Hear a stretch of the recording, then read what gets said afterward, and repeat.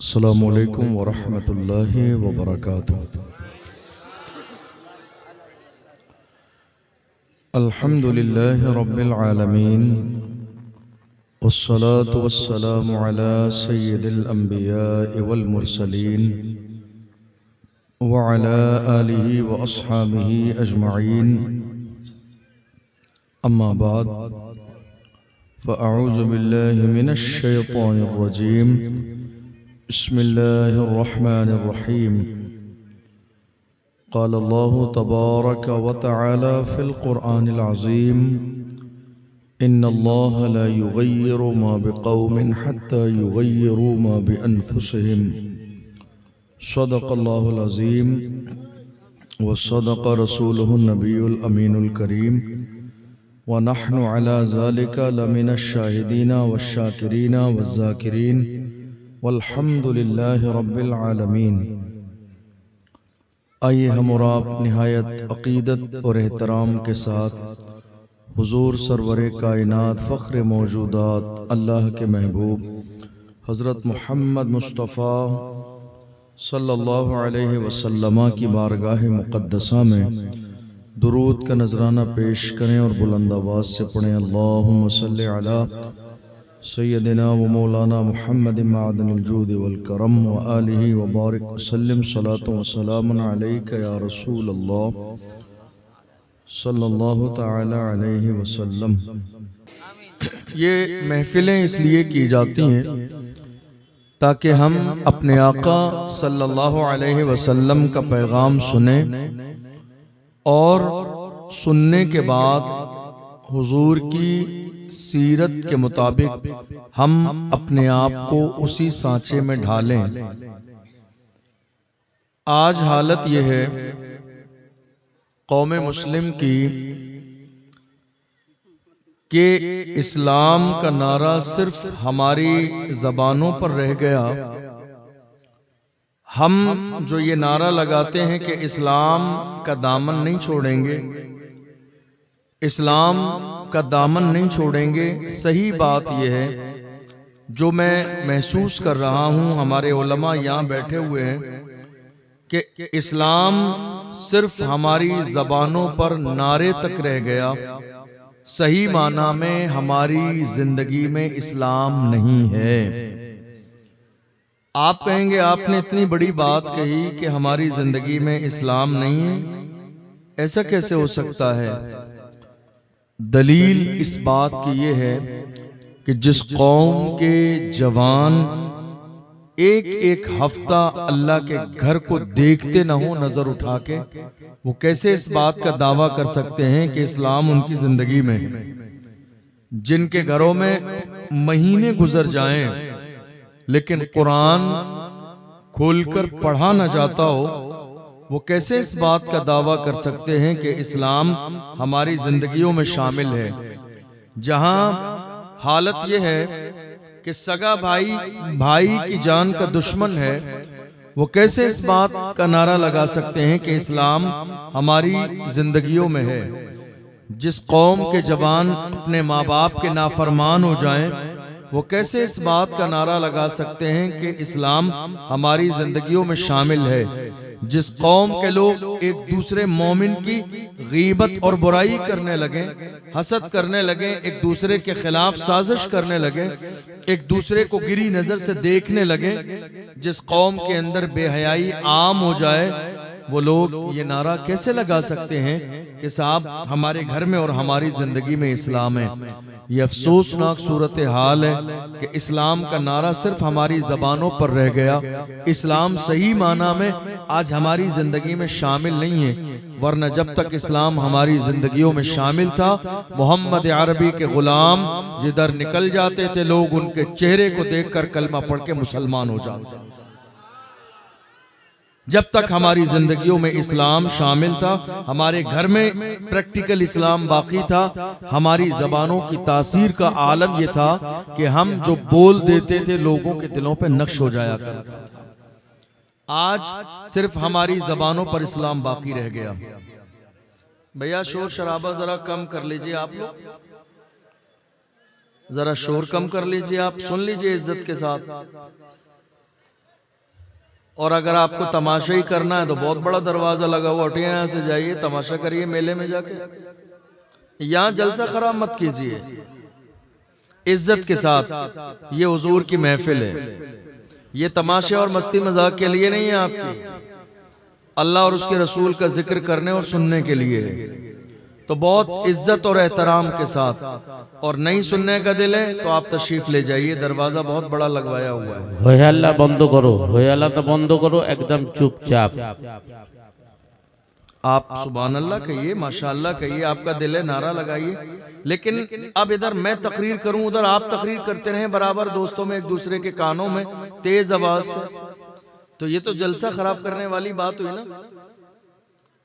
एक ही आदमी की तकरीर जलसे में कामयाब हो सकती है। अब एक हजरत को भी माइक दे दें और हम दोनों लोग तकरीर करने लगे तो वो जलसा खराब होने वाली बात हो जाएगी। भाई आप समझदार हैं, जरा सा संजीदगी का मुजाहरा कीजिए। ये जलसे बड़ी मेहनत से किए जाते हैं, 4-4, 6-6 महीने कोशिश की जाती है। पूछो इन जलसा कराने वाली कमेटियों से, न जाने किस किस के ताने सुनते हैं, किस किस के दरवाजे पे जाके 10-10 रुपए की भीख मांगते हैं बेचारे, तब जाके 6 महीने में कई जलसा तैयार होता है। ये जलसा इसलिए नहीं है कि हम शोर शराबा करके इस जलसे को खराब कर दें। याद रखना, ये जलसे पर जो कमाई खर्च की जाती है, कौम के खून पसीने की कमाई है, तो इतनी बड़ी रकम खर्च की है, तो कुछ सुनकर तो जाओ, जिसको सुनने के बाद अल्लाह तुम्हारी दुनिया भी कामयाब कर दे, आखिरत भी कामयाब। कुछ सुनकर तो जाओ, कुछ समझकर तो जाओ, कुछ तो इस्लाम का पैगाम लेकर जाओ। बोलना मना नहीं है, जलसे में जो बोला जाना चाहिए वो बोलिए आप। सुभान अल्लाह दिल खोलकर कहिए, माशाअल्लाह कहिए, नारे लगाइए, लेकिन इस नियत के साथ बैठिए, हमें कुछ सीखना है, सुनना है, समझना है। आज ये एक अफसोसनाक सूरत हाल है कि हमारी कौम के बहुत सारे लोगों का हाल ये हो गया कि वो जरा देर संजीदा गुफ्तगू करने के लिए और वो सुनने के लिए तैयार नहीं होते, जरा देर कायदे की कोई बात सुनने के लिए राजी नहीं होंगे। इन्हें बस चाहिए जोक सुनाने वाला कुर्सी पर बैठकर, इन्हें चाहिए कुर्सी पर बैठकर चटकुले सुनाने वाला, हंसाने वाला, गुलगुलाने वाला। उसी पे मजे आएंगे, नारे लगेंगे और मस्त हो जाएंगे। अरे यार, अपने दिल पे हाथ रख के सोचो, तुमने कलमा मोहम्मद अरबी का पढ़ा, तुम हुजूर के गुलाम हो, तुम्हारा अंदाज ये मस्ती मजाक वाला नहीं है, ये मिंबर रसूल है। मस्ती के लिए नहीं लगाया जाता है, ये मजाक के लिए नहीं लगाया जाता है, ये जोक सुनाने के लिए नहीं लगाया जाता है, ये मिंबर इसलिए नहीं लगाया जाता है कि जहां से हम दुनिया की बात करके लोगों को खुश करके और गुलगुला के चले जाएं। नहीं मेरे अजीजों, ये मिंबर इसलिए लगाया जाता है कि यहाँ से अल्लाह का भी पैगाम सुनाया जाए, मदीने वाले मुस्तफ़ा का पैगाम सुनाया जाए। और जब तक हमारे मिंबर से मदीने वाले मुस्तफा का पैगाम सुनाया जाता रहा, तब तक हमारी कौम से सलाहुद्दीन अय्यूबी जैसे जवान पैदा होते रहे, तब तक हमारी कौम से मोहम्मद बिन कासिम जैसे जवान निकलते रहे, तब तक हमारी कौम से टीपू सुल्तान जैसे बहादुर निकलते रहे। जब तक इस मिंबर से रसूलुल्लाह का पैगाम सुनाया जाता रहा, तब तक हमारी जवान जो है इस मिंबर से और कौम से अर्तुगरुल गाजी और उस्मान गाजी जैसे जवान निकलते रहे। जब से हमने इस मिंबर से चटकुले सुनाना, मस्ती मजाक करना शुरू कर दिया, देख लो कौम का हाल कितना बुरा हो गया। बुज़दिली हमारे सरों पर मुसल्लत की गई है। मुल्क के कोने कोने में मेरे आका की शान में गुस्ताखी की जा रही है, कोई एक जुमला बोलने वाला नहीं है। बात सिर्फ इतनी है कि मिंबर से जब तरबियत की जाती थी तो हमारे सीने कुशादा थे, हम हिम्मत के साथ मैदान में आते थे और जमाने से कहते थे कि मोहम्मद से वफा तूने तो हम तेरे हैं, ये जहां चीज है क्या लौह कलम तेरे है, कुव्वत इश्क से हर पस्त को बाला कर दे, दहर में इसमें मोहम्मद से उजाला कर दे। मोहम्मद की मोहब्बत दीन हक की शर्त अव्वल है, इसी में हो अगर खामी तो सब कुछ नामुकम्मल है। सुभान अल्लाह, सुभान अल्लाह, या रसूल अल्लाह, या रसूल अल्लाह, या अली, या अली। मैं आपसे एक सवाल करूं, अच्छा मैं जो बोल रहा हूं आपको समझ आ रहा है? चूंकि हमारी आपकी बोली में थोड़ा सा फर्क है, यानी डिफरेंट है, फिर भी मैं कोशिश करूंगा कि आपको मेरा एक एक जुमला समझ में आना चाहिए। मैं आपसे एक सवाल छोटा सा करना चाहता हूं, इस जलसे को कराने का मकसद क्या है जी? जलसा मदरसे के लिए, तो बच्चे तो मदरसे में पढ़ते हैं ना। ये जलसा इसलिए कराया जाता है कि यहां आकर मुसलमान थोड़ी देर दीन की बातें सीख कर जाएं। यही मकसद है ना हमारा आपका। और दस्तारबंदी का जलसा इसलिए कराया जाता है कि आप दीन भी सीख कर जाइए, और 365 दिन आपने मदरसा कादरिया फैजान रसूल को जो हक हलाल की कमाई से जो चंदा दिया है, अपने माथे की आंखों से देख कर जाइए। कमेटी ने आपका पैसा खाया नहीं है, आपको इंशाअल्लाह आज 10-12 हाफिज कुरान भी दिए जाए। अल्लाह सुभान तो अल्लाह। आम जलसे इसलिए किए जाते हैं कि दीन सीख कर जाएं, इस्लाम की बात सीख कर जाएं। और दस्तार बंदी का जलसा ये होता है कि दीन भी सीख कर जाइए और अपने माथे की आंखों से देख कर भी जाइए कि इस मदरसे के अंदर बच्चों को पढ़ाया जाता है। और कुरान जब उनके सीने में नक्श हो जाता है तो उनके सर पर दस्तार बांधकर उन्हें रुखसत किया जाता है, कौम की खिदमत के लिए कौम के हवाले कर दिया जाता है। तो अब जब हमारे जलसे का मकसद है दीन सीखना, क्या मकसद है सब बोलिए, तो क्या हमारी जिम्मेदारी नहीं है कि संजीदगी के साथ हम कुछ दीन की बातें सीखें, है या नहीं? जब हमारा मकसद है तो कोशिश कीजिए कि चंद बातें दीन की सीख कर जाइए।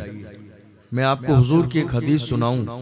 मेरे आका का फरमान है, हुजूर ने फरमाया तुम्हारी कोशिश, तुम्हारी मेहनत और तुम्हारी नसीहत से किसी एक बंदे को हिदायत का रास्ता मिल गया तो तुम्हारी तरफ से अल्लाह की राह में सुर्ख ऊंट सदका करने से बेहतर है कि तुम्हारी कोशिश से एक बंदे को हिदायत मिल जाए।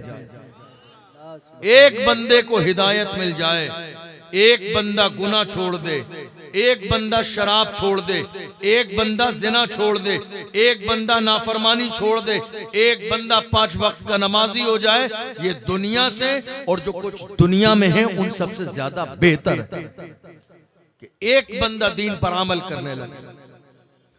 आज हम और आप कहां खड़े हुए हैं? कहां खड़े हैं हम और आप? इस्लाम कहां है हमारी जिंदगी में? इस्लाम किधर है हमारी जिंदगी में? आप गौर कर लीजिए, आपको अंदाजा हो जाएगा कि इस्लाम हमारी जिंदगी में कहां है। कोई दीन की बात जिस पर आज आप अमल करते हैं? है कोई कुरान की बात जिस पर आज आप अमल करते हैं? है कोई मेरे आका की बात जिस पर आप अमल करते हैं?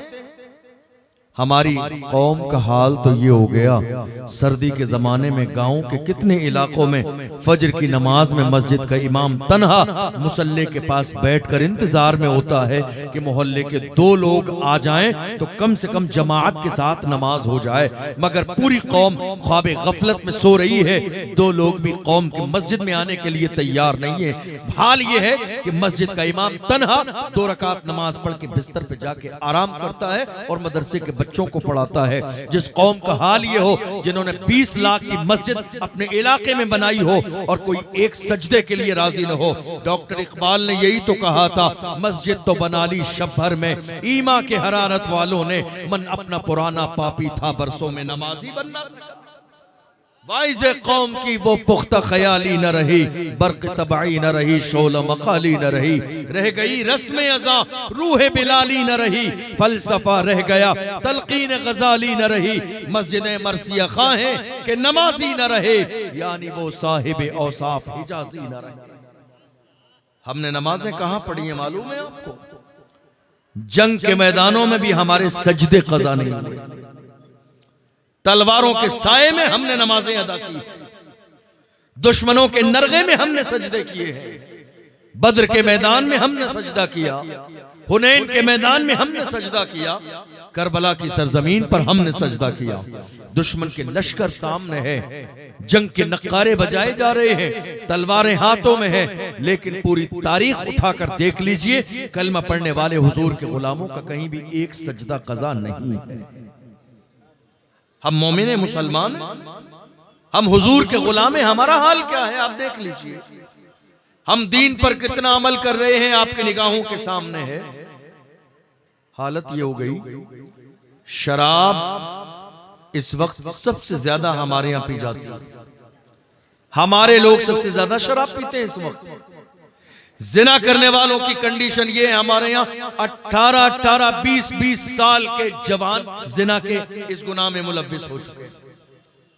सट्टा लगाने का हाल यह है, 20, 22 साल, 25 साल, 30 साल, 35 साल गैर शादीशुदा शादी वाले सट्टा लगा रहे हैं, और सट्टा इस लेवल का लगा रहे हैं। कितने लोगों ने बीवी के जेवर बेच दिए, कितने लोगों ने जवान बेटी का जेवर बनाया शादी के लिए वो बेच दिया, कितने लोगों ने जमीन गिरवी रख दी, कितने लोगों ने प्लॉट गिरवी रख दिया, कितने लोगों ने फ्रिज कूलर बेच दिया, कितने लोगों ने अपनी बाइक सट्टे पे लगा दी। क्या यही जिंदगी है? ये शॉर्टकट रोड जो इख्तियार कर रहे हैं दौलत के लिए, याद रखो खुदा ने तुम्हारी किस्मत में जो लिखा है वो तुम्हें मिल के रहेगा।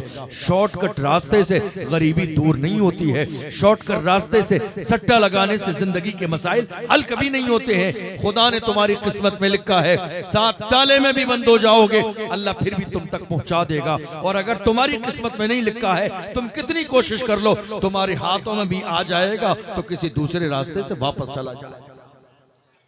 कोई गुनाह ऐसा है जो आज हमारे यहाँ नहीं है? शराब हमारे यहाँ, जिना हमारे यहाँ, बदकारी हमारे यहाँ, बेपर्दगी हमारे यहाँ, हराम और हलाल का तमीज ना होना हमारे यहाँ। एक एक बालिश्त जमीन के लिए सगा भाई अपने भाई की जान का दुश्मन। कितनी जमीन? एक बालिश्त।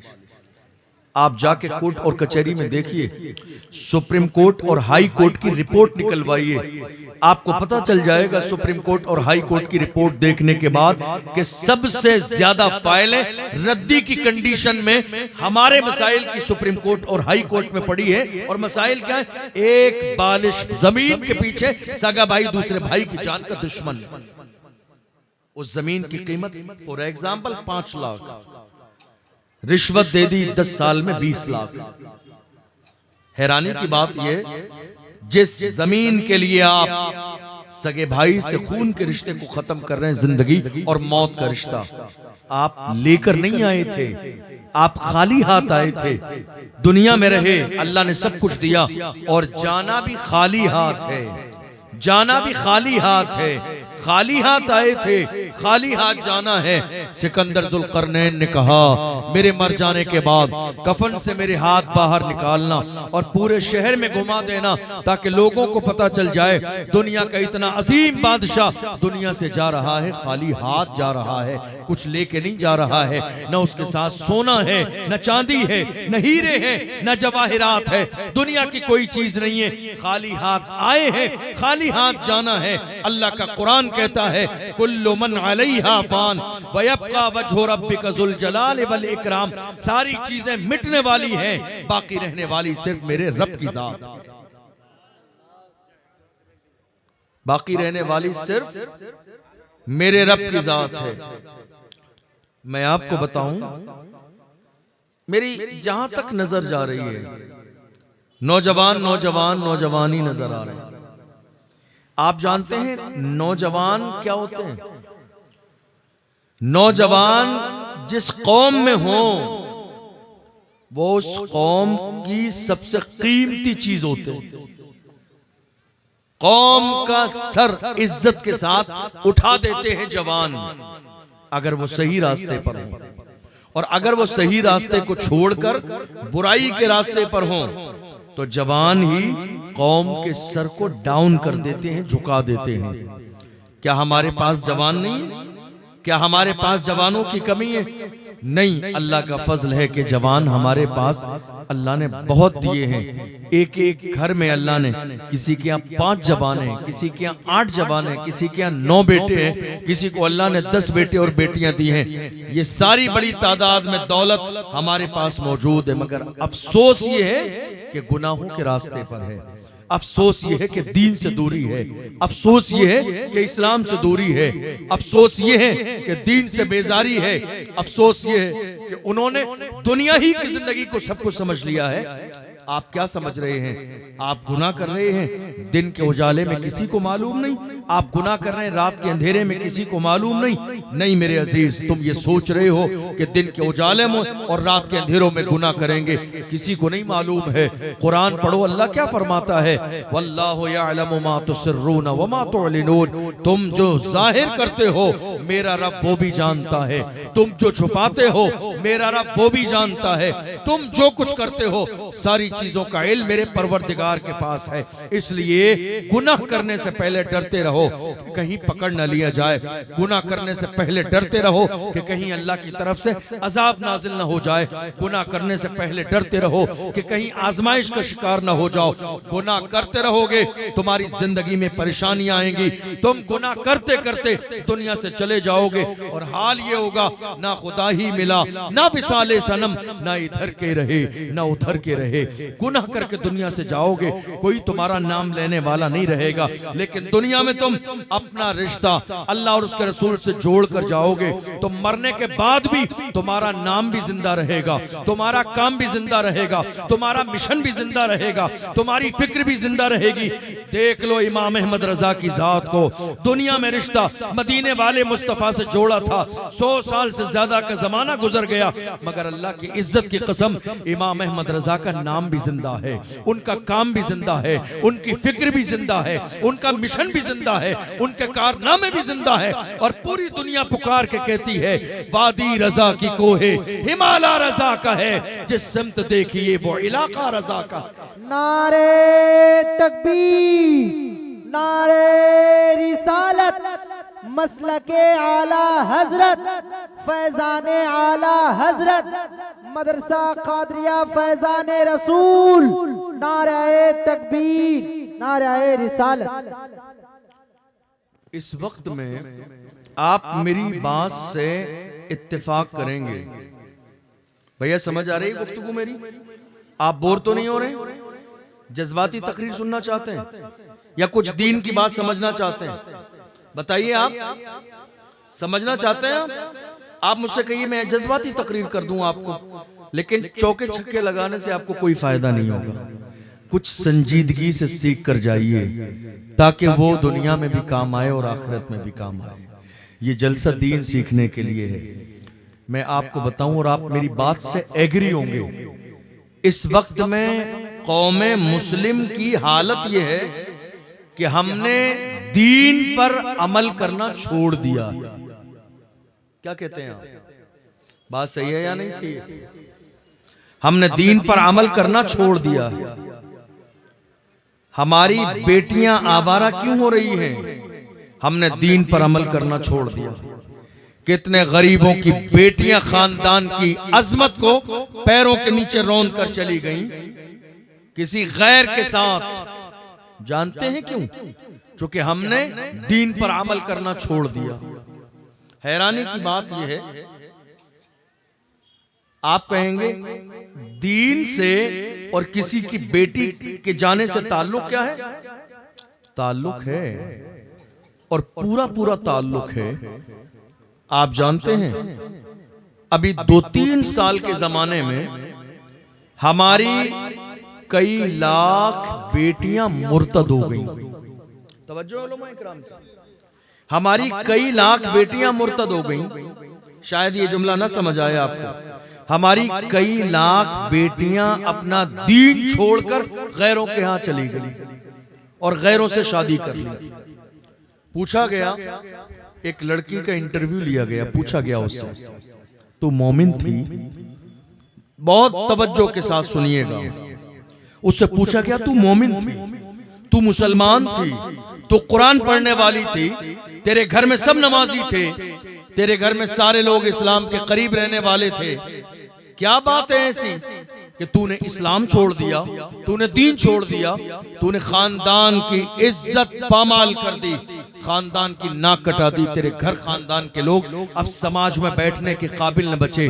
तूने ये कदम क्यों उठाया कि तू अपना घर छोड़ के चली गई? आखिर ऐसी कौन सी नौबत आई कि तुझे शादी से पहले किसी गैर के साथ भागना पड़ा घर छोड़ने के बाद? आप जानते हैं, अब जरा सुनिएगा उस लड़की का जुमला और याद करके लेके जाइए, अपने दिलों के अंदर नक्श करके लेके जाइएगा। उस लड़की ने कहा था, मेरा घर छोड़ने की वजह यह थी कि मेरा बाप रक्षा चलाता है। मेरी उम्र देखो तकरीबन 38 से 40 साल की हो गई। 40 साल की उम्र होने तक आज तक मेरे दरवाजे पर मेरे समाज से कोई रिश्ता लेकर नहीं आया, इसलिए कि बाप गरीब है, शादी में जहेज न दे सकेगा। मेरी उम्र 40-42 साल की हो गई, कोई मेरे दरवाजे पर नहीं आया रिश्ता लेने के लिए कि 500 लोग बाराती न बुला सकेगा। कोई मेरे दरवाजे पर रिश्ता लेकर इसलिए नहीं आया कि बहुत ज्यादा लंबा जहेज न मिलेगा। 40 साल के दरवाजे तक, 40 साल की उम्र तक मेरे दरवाजे पर एक भी नहीं आया। मैं रोजाना सुबह जब निकलती थी अपने वालिद के चेहरे को देखती थी। मेरा वालिद का हाल ये था, वो सुबह उठते थे तो उनकी आंख में आंसू आते थे और वो रक्षा लेके निकलते थे, दुआ करते थे, मेरे मौला 2-4 सवारी आज मिला देना ताकि शाम को मेरे घर का गुजारा चल जाए। और उनकी आंखों में घर से निकल के जाते थे आंसू होते थे। जब वो रात को वापस आते थे, खाना खा के बिस्तर पे लेटते थे, वो बेटी कहती है, मैंने कई बार रात को अचानक से किसी जरूरत के लिए मेरी आंख खुली तो मैंने देखा तन्हाई में मेरे बाप रो रहे हैं। कभी मुसल्ले पे बैठकर मेरे बाप रो रहे हैं, कभी बिस्तर में मेरे बाप रो रहे हैं, कभी कंबल में मेरे बाप रो रहे हैं। एक दिन मैंने रात के अंधेरे में बाप के दामन को पकड़ के कहा, मेरे वालिद ये तो बताइए, आखिर आप सुबह उठते हैं तो गमगीन होते हैं, आप शाम को घर वापस आते हैं तो गमगीन होते हैं, आप जब बिस्तर पे लेटते हैं तो रोते हैं। ऐ मेरे बाप ये तो बताओ आपके रोने की वजह क्या है, आपके आंखों में आंसू की वजह क्या है? आप अगर 10 रुपए लेकर आते हो, हम सब्र के साथ उन 10 रुपयों में राजी रहते हैं। कभी आपसे 1 रुपए का मुतालबा ज्यादा न किया, हमने कभी आपको परेशान न किया। ऐ मेरे बाप जरा ये तो बताओ, ये चेहरे पे उदासी कैसी है? रोने का सबब क्या है? रोने की वजह क्या है? जब बेटी ने बाप का दामन पकड़ लिया, कहा नहीं मेरे वालिद आज आपको बताना पड़ेगा रोने की वजह क्या है। तब ठंडी सांस लेते हुए बूढ़ा बाप अपनी जवान बेटी का हाथ पकड़ के बैठा, कहा बेटी, बेटियों से ये बातें की नहीं जाती है, मगर बेटी तू बड़ी समझदार है, तूने मेरे चेहरे को देखकर जान लिया परेशानी क्या है। मेरी बेटी हालत ये है, मैं रोता इसलिए हूँ, परेशान इसलिए रहता हूँ, बेचैन इसलिए रहता हूँ, मुझे कभी 6 घंटे चैन की नींद बिस्तर पे नहीं आती है। मगरिब के बाद, इशा के बाद बिस्तर पे लेटता हूँ, 2-1 घंटे कभी नींद आती है, पूरी रात दिन के उजाले का इंतजार होता है, बेचैनी है, कभी करवट इधर उधर लेता हूँ, बेचैनी है। कहा नहीं मेरे वालिद आपका तो मैंने आज दामन पकड़ लिया है, जब तक जवाब न देंगे घर से बाहर रक्षा चलाने के लिए जाने न दूंगी। बाप ने कहा था मेरी बेटी वजह क्या है? मेरी आंखों में आंसू तेरे चेहरे को देख कर आते हैं। कहा मेरे चेहरे को देखकर ऐसा क्या हुआ है, मेरे चेहरे को देखकर आंसू क्यों आते हैं? कहा बेटी तू नहीं समझेगी, बाप को पता होता है कि घर में बेटी जवान हो गई है, एक बाप को एहसास होता है कि बेटी की शादी का वक्त करीब है, एक बाप को एहसास होता है कि बेटी को रुखसत करना है, एक बाप का एहसास होता है कि उसके दरवाजे पर रिश्ता नहीं आया, एक बाप को एहसास होता है कि कोई उसकी बेटी का हाथ मांगने नहीं आया। मेरी बेटी हाल ये है, मेरे रोने की वजह क्या है कि मेरे समाज का कोई एक शख्स भी मेरे दरवाजे पर आज तक मेरी बेटी का हाथ मांगने नहीं आया। मेरी बेटी तू बता कि आज तक कोई रिश्ते वाला घर में आया? कहा नहीं अब्बा मैंने तो आज तक नहीं देखा। बेटी तेरी उम्र कितनी है? कहा अब्बा मेरी उम्र तकरीबन 40 साल है। कहा बेटी तूने देखा आज तक हमारे दरवाजे पे कोई रिश्ता मांगने आया? कहा नहीं अब्बा कोई रिश्ता मांगने नहीं आया। कहा बेटी तुझे मालूम है तेरी उम्र कितनी है? कहा उम्र मेरी 40 साल हो चुकी है। कहा बेटी तू जानती है रिश्ता यहाँ मांगने कोई क्यों नहीं आया? कहा नहीं अब्बा मुझे ऐसा लगता है गरीबी की वजह है। कहा बेटी तूने सही जाना है, मैं रक्षा चलाता हूँ, मेरे दरवाजे पर आज तक मेरे समाज का कोई शख्स रिश्ता मांगने के लिए इसलिए नहीं आया कि लंबा जहेज न दे सकेगा, लंबी शादी न कर सकेगा, बहुत बड़ी बारात न बुला सकेगा। अल्लाह अकबर। जरा दिल के कानों से सुन के जाइए, गुनाह समाज में इसलिए होने लगे क्योंकि हमने दुनिया की दौलत को तरजीह दी, रसूल हाशमी वकार के फरमान को न सुना। मेरे आका ने इरशाद फरमाया, बेहतरीन शादी वो है जिसमें दुनिया की दौलत कम खर्च की जाए। मेरे आका फरमाते हैं, बेहतरीन निकाह वो है जो सादगी के साथ किया जाए। बेहतरीन शादी वो है, अल्लाह अकबर, जिसमें किसी किस्म का कोई मुतालबा ना हो। आप मुतालबा किससे कर रहे हैं? लड़की के बाप से मुतालबा कर रही हैं। आप जरा किसी आलिम से जाके पूछिए, क्या ये मांग रहे हैं? क्या ये मांगना जायज है? अरे तुम गरीब हो, मोहताज हो, तो दिल खोल के कहो, तुम्हारे लिए जुमे के दिन मस्जिद में ज़कात का ऐलान कर देते हैं। तुम्हें जहेज नहीं लगेगा, तुम्हें ज़कात लगेगी। तुम्हारे ऊपर जो है ज़कात लेने के तुम मुस्तहिक हो चुके हो। इसलिए कि अगर तुम गरीब नहीं हो तो अपना सवाल दुनिया के सामने हाथ न फैलाओ कि मुझे जहेज दे दे। देने वाली जात मेरे रब की है, नवाजने वाली जात मेरे रब की है। अरे जिसने सांसें दी हैं, क्या वो रिज़्क़ अता नहीं फरमाएगा? जिसने औलाद दी है, क्या वो रिज़्क़ अता नहीं फरमाएगा? जिसने बेटी अता की है, क्या वो रिज़्क़ अता नहीं फरमाएगा? जिसने औलाद की दौलत से माला माल किया है, क्या वो रिज़्क़ अता नहीं फरमाएगा? नहीं मेरे अजीज, हाथ कभी दुनियादार के सामने नहीं, हाथ फैलाना है तो परवरदिगार के सामने फैलाओ। आज गुनाह इसलिए होने लगा, आप जानते हैं मेरे आका ने इरशाद फरमाया निकाह सस्ता करो ताकि जिना मुश्किल हो जाए। निकाह सस्ता करो ताकि जिना मुश्किल हो जाए। निकाह सस्ता करो ताकि जिना मुश्किल हो जाए। हमने निकाह को इतना महंगा कर दिया कि आज जिना हर शहर में आम है, हर इलाके में आम है। इंसान को जिना का जब दिल चाहता है, वो इधर उधर जाके दूसरे शहरों में गुनाह के दरवाजे पे दस्तक दे के आ जाता है। क्यों? क्योंकि हमने शादियों को महंगा कर दिया, मुतालबे हमारे इतने ज्यादा हो गए। नहीं साहब, आज कोई बेटा सऊदिया काम करता है, किसी का बेटा कतर काम करता है, किसी का बेटा दुबई काम करता है, किसी का बेटा बहरीन काम करता है। 2-4 लाख रुपए उसने कमा लिए। कमाने के बाद जब आया, शादी का रिश्ता जो है तय किया जा चुका है, तो अब बाज़ाब्ता शादी से पहले लड़की वालों से डिमांड की जाती है कि साहब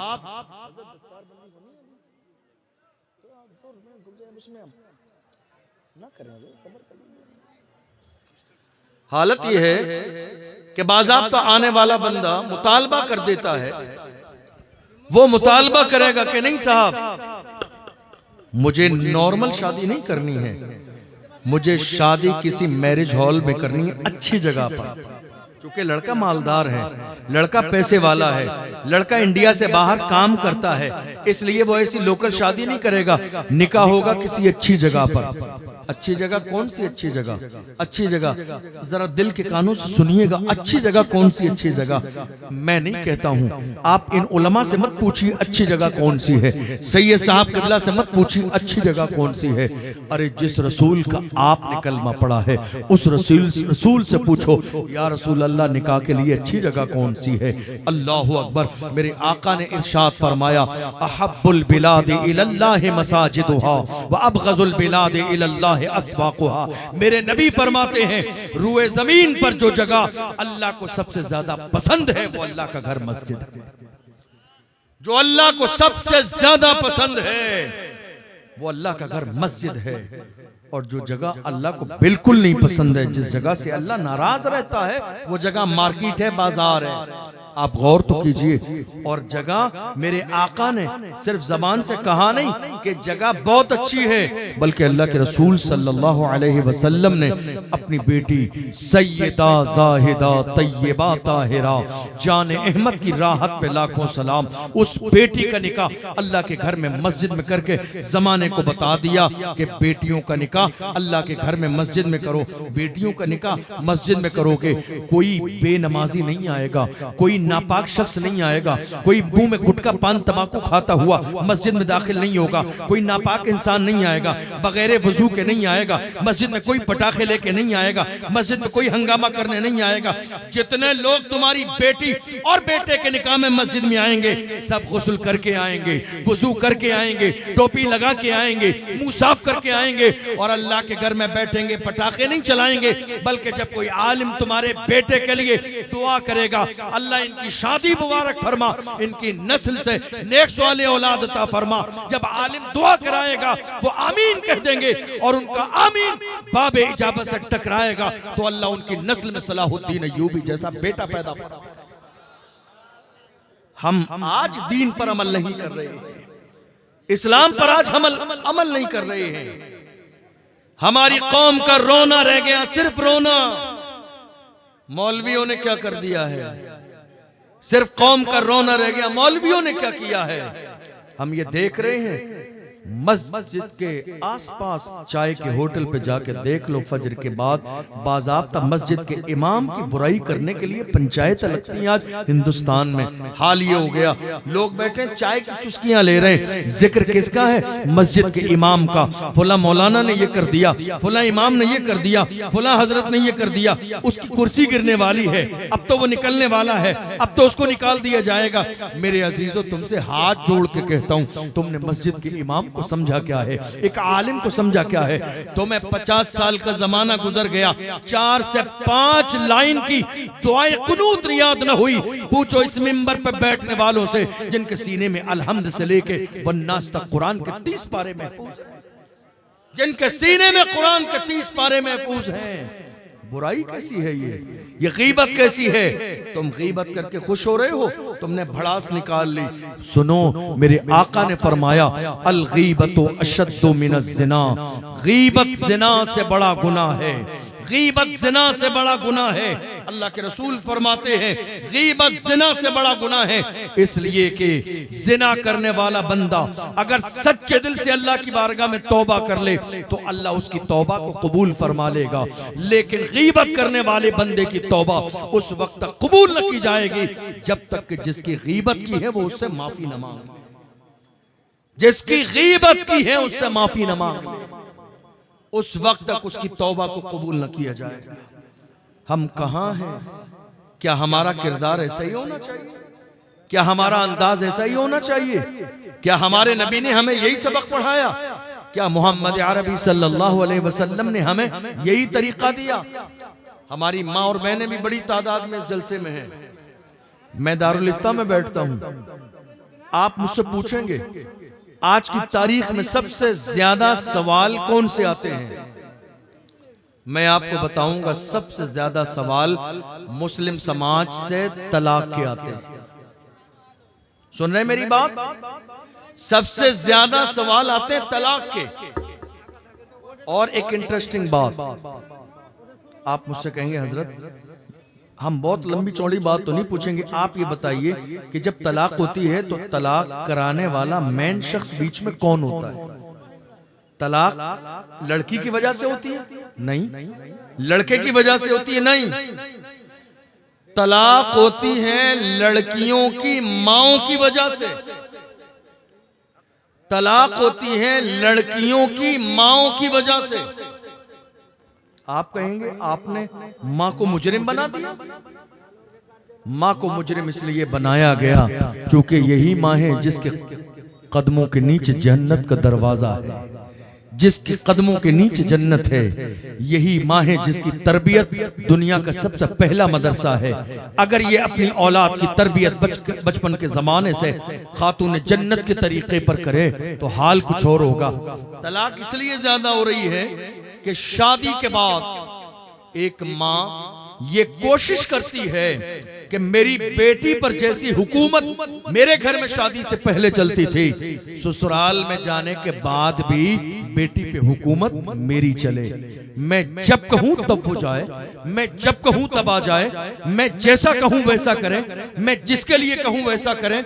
हमारी माँ और बहनें यहाँ बैठी हैं, मैं हाथ जोड़ के कहता हूँ खुदारा अपने अंदाज को बदल लें, अपने तरीके को बदल लें। हमने कितनी जगह देखा है बेटियों के हाथ में मेहंदी लगी है, 2 महीने शादी के हुए हैं, माँ ने रिश्ता खराब करा दिया और चंद दिन के बाद मौत के दरवाजे, मौत का फरिश्ता उस माँ के दरवाजे पर आ गया। माँ बाप का इंतकाल हो गया, शौहर से भी रिश्ता खराब हो चुका है। अब हाल क्या हुआ? बीच में तन्हा बेटी खड़ी है, ना खुदा ही मिला ना विसाले सनम, ना इधर के रहे ना उधर के रहे।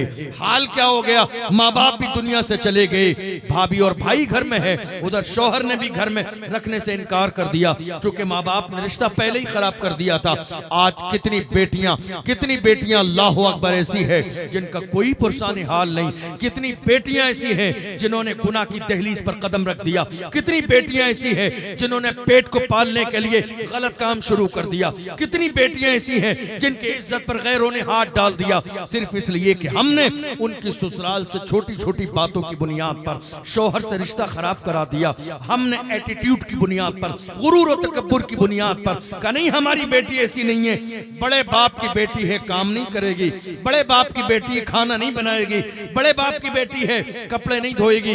मैं कहता हूं अरे नादान बेवकूफ इंसान, तू कहता है बड़े बाप की बेटी है, तूने बड़ा बाप देखा ही नहीं। इस कायनात में फातिमा के बाप से बड़ा बाप ना हुआ है, ना कयामत तक कोई हो सकता है। फातिमा के बाप से बड़ा बाप, जिस बाप की शान के हैं, वो इशारा करते हैं तो चांद दो टुकड़े हो जाता है, वो इशारा करते हैं तो डूबा सूरज आता है, वो इशारा करते हैं अल्लाहु अकबर तो कंकरियां कलमा पड़ती हैं। इतनी अजमतों वाले बाप की शान ये है कि जब खातून जन्नत फातिमा को रुखसत कर रहे हैं तो अपनी बेटी को ताकीद कर रहे हैं, मेरी बेटी अली का कभी दिल न दुखाना, अली का कभी दिल न दुखाना, अली की इजाजत के बगैर कोई कदम न उठाना, अली को राजी किए बगैर, इजाजत लिए बगैर मेरी बेटी कभी दरवाजे पे वापस न आना।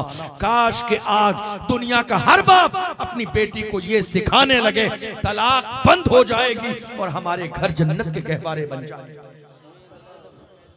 आप जानते हैं बहुत तलाकें हो रही हैं आज, बहुत सारी तलाकें। मैं हमेशा माओं से कहता हूं खुदा के लिए बेटी के निकाह हो, अब जान बख्श दो उसकी। सिखाता कौन है?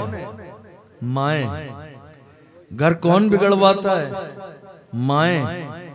इस वक्त हमारे पास जो केसेस आ रहे हैं तलाक के, उसमें एक बहुत बड़ी वजह यह भी आ रही है कि रोजाना सुबह से लेकर शाम तक लड़की की मां फोन पर कम से कम 4 बार फोन करती है और 2-2 घंटे फोन पर बात करती है अपनी बेटी से। और बेटी कहाँ है? ससुराल में। सुबह से लेकर शाम तक मां का फोन आ रहा है 4 मरतबा, और जब भी फोन आता है 1-1.5-2 घंटे बात हो रही है। ये सूरत हाल है या नहीं है? बताइए जरा, कोई हवाई बात तो नहीं है? ये रिश्ता बिगड़ने की वजूहात में से बड़ी वजह है। आपने क्या समझा है? आपकी बेटी महारानी नहीं है, निकाह करके गई है, किसी के निकाह में गई है, उसकी खिदमत भी लाजिम है, उसकी इताअत भी लाजिम है। कुरान कहता है अर्रिजालु कव्वामून अलन निसा, मर्द को हाकिम बनाया गया औरत पर। सुबह से लेकर शाम तक ये बताने की जरूरत नहीं है ये नहीं करना, ये करना, ये नहीं करना, ये करना, ये नहीं करना, ये करना। मेरी जिंदगी का तजर्बा ये है, जिसके घर वालों ने, जिस बेटी के घर वालों ने, जिस लड़की के घर वालों ने अपनी बेटी को घर से रुखसत करते हुए एक जुमला कहा, बेटी कोई बात हो, घबराना नहीं, बस एक फोन करना, हम वही दिखाई देंगे, हम वही नजर आएंगे। जिन्होंने ये जुमला कह के बेटी को रुखसत किया, गोया कि उन्होंने बेटी के घर को तबाह बर्बाद करने का दरवाजा खोल दिया। और जिन्होंने कहा बेटी खबरदार खबरदार, माँ को माँ समझना, बाप को बाप समझना, लड़ाई न करना, झगड़ा न करना, फसाद न करना। अगर लड़ाई झगड़ा हो गया, हम तेरी दहलीज पर लड़ाई झगड़े में नहीं आएंगे, इसलिए कि कोई खानदानी वाले बेटी के घर पंचायत करने नहीं जाता है, कोई इज्जतदार भाई बहन के घर पंचायत करने नहीं जाता है, कोई इज्जतदार माँ अपनी बेटी के घर पंचायत में नहीं जाती है। वो अपने घर से बेटियों को ये पैगाम दे के भेजते हैं, बेटी जहां जाना तेरा अपना नजरिया ऐसा हो कि तेरे रवैये को देखकर तेरी ससुराल में लोग पूछें कि तेरी और बहन है कि नहीं है, कि हम अपने बेटे का रिश्ता तेरी बहन से भेजते हैं। ये वही सूरत हाल पैदा होती है जहां हमारी बेटियां अपने किरदार से, अपने अमल से, अपने रवैये से, अपनी नरमी से, अपने अखलाक से वो जहां जाती हैं लोगों के सीनों में जगह बनाती हैं। आज हमारे घरों को क्या हो गया? तलाकें रोज हो रही है, रोज झगड़े हैं, रोज फसादात हैं। और एक बात और बताऊं, छोटी छोटी बातों की बुनियाद पर बहुत सारी माएं अपनी बेटियों को घर पर बुला लिया, दामाद आया 10 बार बुलाने, भेजा नहीं। अच्छा, बाप को ये बातें बहुत कम मालूम रहती हैं। ये पूरा जो है ना सियासत का एक सिस्टम है जो घर में औरतों के दरमियान चलता है। बेटी के बाप को इतनी सारी बातें पता ही नहीं होती हैं, ये सारी माएं हैंडल कर रही होती हैं। दामाद 10 बार बुलाने आ गया, भेजा नहीं उसने। कहा इसकी नाक रगड़वानी है दरवाजे पर, तब जाके इसका गुरूर खाक में मिलाएंगे, तब जाके बेटी को भेजेंगे। उसकी भी इज्जत नफ्स है। 10 बार जलील होके वापस गया, जाके उसने कुरान हाथ में लेके कसम खा ली, अब जब तक जिंदा रहूंगा इसकी दहलीज पे कदम नहीं रखूंगा, अब जब तक जिंदा रहूंगा। और जब 2 महीने 3 महीने बुलाने नहीं आया तो यही माँ और बेटियां अब परेशान है, बेचैन है। अब तलाश है इन्हें किसी बाबा की, कोई बाबा मिल जाए, ऐसा तावीज दे दे कि शौहर बुलाने के लिए आ जाए। अल्लाह अकबर। 1 साल से आ रहा था, 10 बार आया, भेजा नहीं, बेइज्जत किया। और जब आया नहीं है तो अब बाबा की तलाश है कि बाबा तावीज दे, मसाइल हल हो जाए। याद रखो, किसी बाबा के तावीज में इतना असर नहीं है कि मसाइल हल हो जाएं। जब तक हम अपना किरदार न बदलें, जब तक हम अपना अंदाज न बदलें, जब तक हम गुनाह से रिश्ता न तोड़ दें, जब तक हम मोहम्मद अरबी के गुलाम न बन जाएं। याद रखो, बेटियों की तरबियत फोन के साये में नहीं, कुरान के साये में करो। फोन के साये में नहीं, कुरान के साये में करो। जिस दिन तुम्हारी बेटी की तरबियत कुरान के साये में होगी, इंशाअल्लाह तुम्हारी बेटी की नस्ल से अल्लाह किसी को मोहम्मद बिन कासिम बना के खड़ा कर देगा। कोई तो ऐसा पैदा होगा, कोई तो ऐसा आएगा जिसके जात से, जिसकी बात से मोहम्मद अरबी के मिशन का फरोग होगा। मैं अपने जवानों से कहता हूं, जवानों, जब तुम्हारा रिश्ता हो तो जो तुम्हारी बहुत सारी डिमांड होती है, डिमांड्स, अब डिमांड बदलो और अपनी मां से कहो, मेरी मां रिश्ता ऐसा तलाश करना कि लड़की 5 वक्त की नमाजी हो। हमसे एक साहब ने कहा, हजरत आप हिंदुस्तान भर में जलसा करने जाते हैं, तकरीर करने जाते हैं, हमारा बेटा जवान है, कोई अच्छा रिश्ता आपके ताल्लुकात में बहुत सारे लोग हैं, बताइएगा कोई अच्छा रिश्ता हो। उन साहब से दोबारा मुलाकात हुई, ये प्रैक्टिकल जो आज आपके दरमियान भी है। दोबारा उनसे मुलाकात हुई, कहा हजरत हमारी बात याद है या नहीं याद है? मैंने कहा क्या कहा था? कहा वो रिश्ते के लिए कहा था। मैंने कहा हाँ एक रिश्ता है। कहा हजरत बताइए। मैंने कहा बाप हाजी है, माँ भी हज्जन है, लड़की 5 वक्त की नमाजी है, तहज्जुद गुजार है, लड़की का एक भाई है, बाजार में छोटी सी शॉप है उसकी, खाने कमाने के लायक, गुजारे लायक अपना काम करता है और रिज़्क़ हलाल दाल रोटी अपने घर में इज्जत के साथ खाते हैं। उन साहब ने जानते हो क्या जुमला कहा, और ये जुमला आज हमारी कौम की जबान पर है।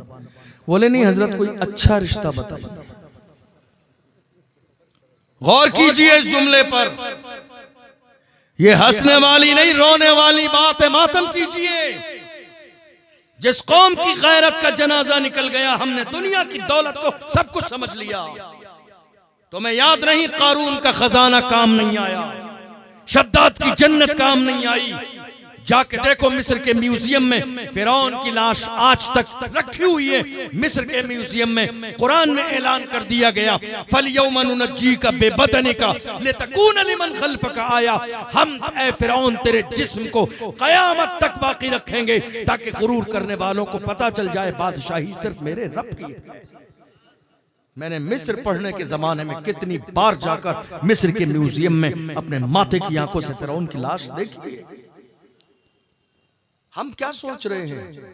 जनाब करें हजरत अच्छा रिश्ता बताइए। जहनियत पर गौर कीजिए। इंसान 10 बीघे जमीन से बड़ा नहीं होता है, इंसान बड़ा अपनी सोच से होता है, इंसान अपने किरदार से बड़ा होता है।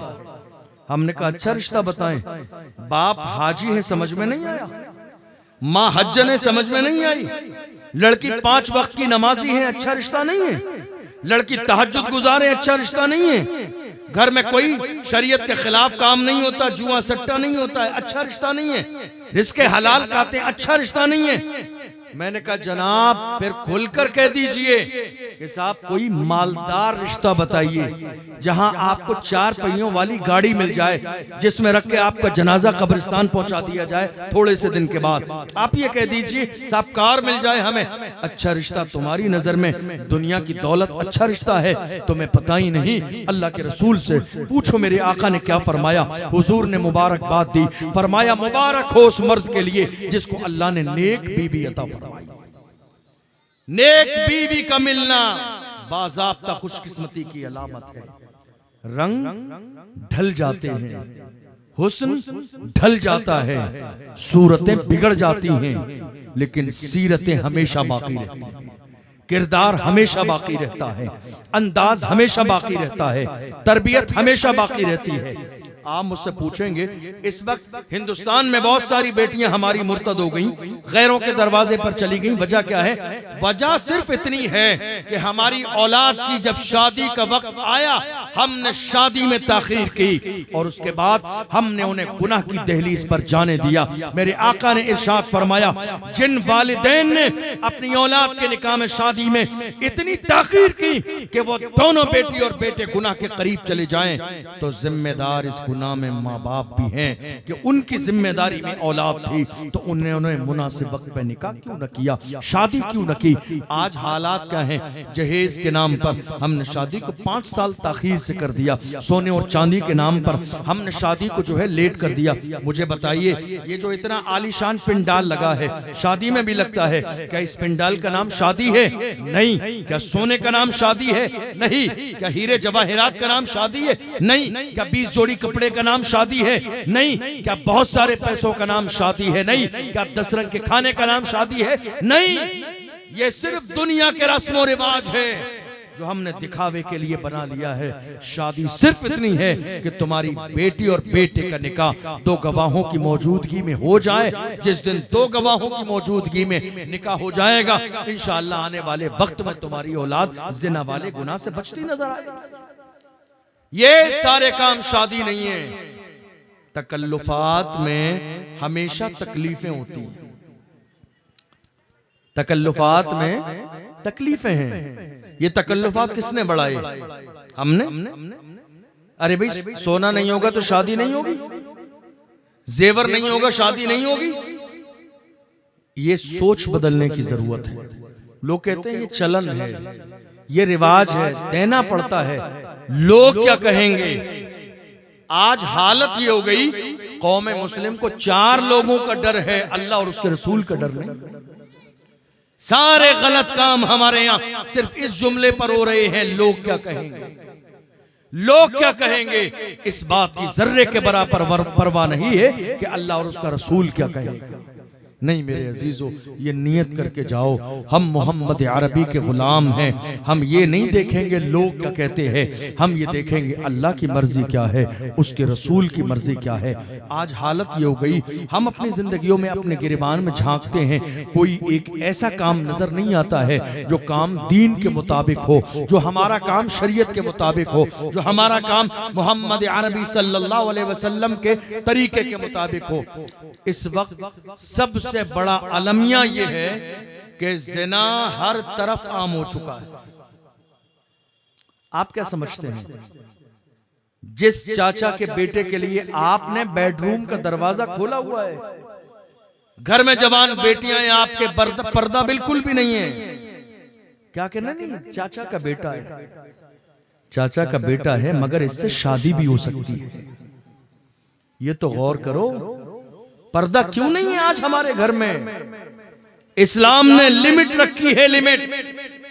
अरे जो मजहब इस्लाम औरत की आवाज सुनने की इजाजत न देता हो, वो औरत का चेहरा देखने की इजाजत कैसे देगा?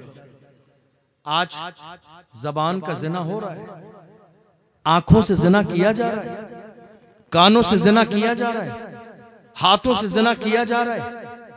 आप हैरान होंगे हजरत क्या कह रहे हैं? जबान से जिना, कानों से जिना, आंखों से जिना, हाथों से जिना। जी हाँ, थोड़े से जमाने पहले की बात है, कोई बहुत बड़ा जमाना नहीं गुजरा है। थोड़े से जमाने पहले हालत ये थी हमारे बुजुर्गों के दौर में, बल्कि आपके तकरीबन दादा और परदादा की जमाने की बात है ये, कि जब रिश्ते होते थे तो दो खानदान बैठते थे, तो उस वक्त में जब रिश्ता मुकम्मल होता था, पुख्ता होता था, तो पहली चीज उठा के एक रिश्तेदार दूसरे को कुरान मुकद्दस देता था। क्या देता भाई? बोलिए सब। कुरान करीम। हमने कई बुजुर्गों से पूछा कि रिश्ता पक्का होने के बाद ये सबसे पहली चीज कुरान क्यों? कहा हमने कुरान इसलिए दिया ताकि रिश्ते की शुरुआत अल्लाह के कलाम से। आज हाल क्या हो गया? अब पहला तोहफा लड़के वालों की तरफ से लड़के की तरफ से मोबाइल फोन है। क्यों? आप जानते हैं क्यों? ये गुनाह का दरवाजा खोला जा रहा है।